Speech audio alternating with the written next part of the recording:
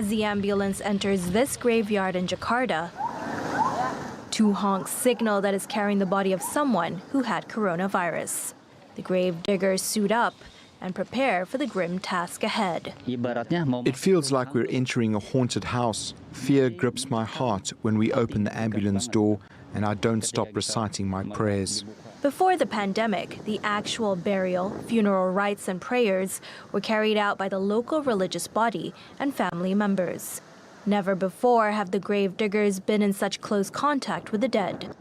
And while their new responsibilities reduce the number of people involved in burials, the grave diggers are worried that being too close to the bodies places their lives and those of their families at risk.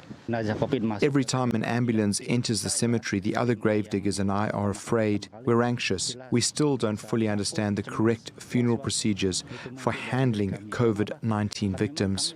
In March, in the early days of Indonesia's outbreak, an average of 6 coffins were brought here every day. But as the number of infections has risen, the Pondok Ranggon Cemetery now receives about 30 bodies a day.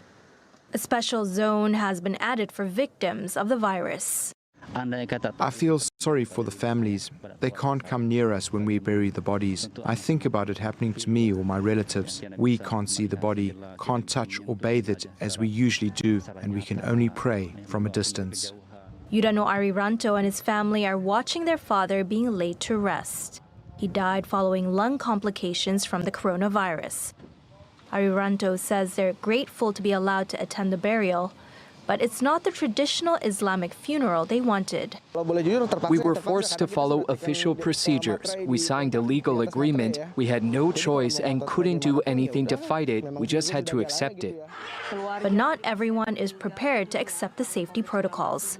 In recent weeks, grieving families have descended on hospitals and morgues to claim they're dead and ensure their loved ones can be laid to rest with the proper rites.